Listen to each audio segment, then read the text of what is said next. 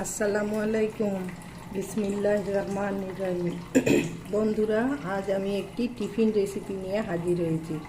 সকালে জলখাবার নিয়ে আমাদের সকলেরই সমস্যা, মনে হয় কত চটজলদি একটা জলখাবার বানানো যায়। সেই রকমই একটা রেসিপি নিয়ে আমি হাজির হয়েছি। চলুন কথা না বাড়িয়ে ভিডিও শুরু করা যাক। আমি কিছুটা গাজর গ্রেট করে নিয়েছি, একদম ফাইনলি গ্রেট করে নিয়েছি।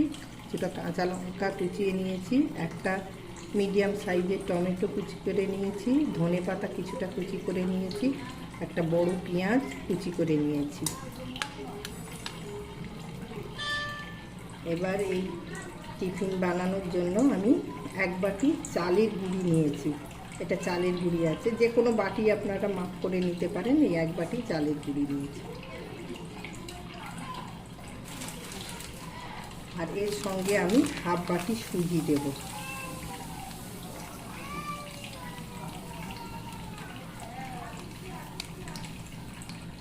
হাফ বাটি সুজি দিয়ে দিচ্ছি।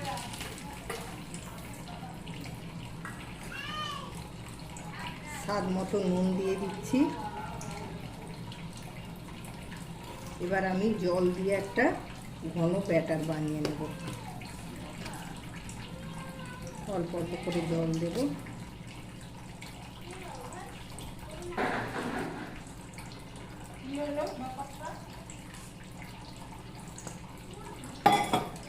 নেওয়া হয়ে গেছে, এরকম একটা স্মুথ ব্যাটার হবে, কোনো লাম্পস না থাকে। এবার আমি এর মধ্যে সবজিগুলো দিয়ে দেব। এই ধনে পাতা, টমেটো, কাঁচা লঙ্কা, গ্রেট করা গাজর,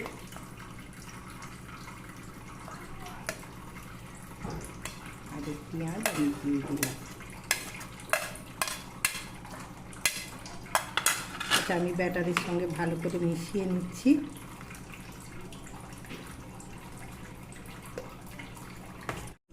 মিশিয়ে নিয়েছি, আমি মিশিয়ে নিয়ে 10 মিনিট রেস্টে রেখে দিচ্ছি। এই আমি তেলটা একটু দিয়ে দিচ্ছি, তেল আর জল মেশানো আছে।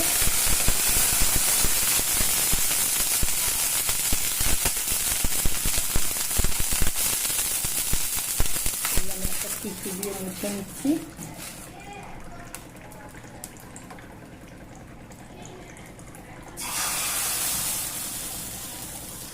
যে যেমন সাইজ করতে চান সেই হিসাবে ব্যাটারটা দিতে হবে।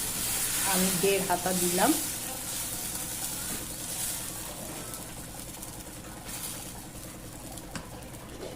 এবার আমি 2 মিনিটের জন্য ঢেকে রাখবো।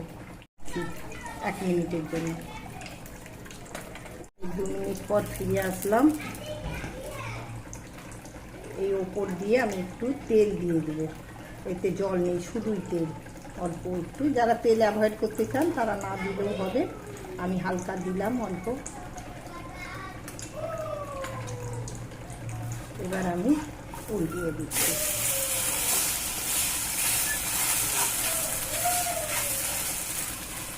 আরও 1 মিনিট ঢেকে রাখবো।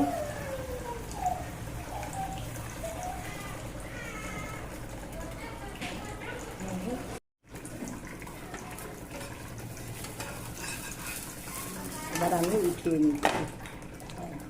এই আমার জলখাবার তৈরি হয়ে গেছে। আপনারা সস দিয়ে খেতে পারেন বা এমনি চায়ের সঙ্গেও ভালো লাগবে খেতে।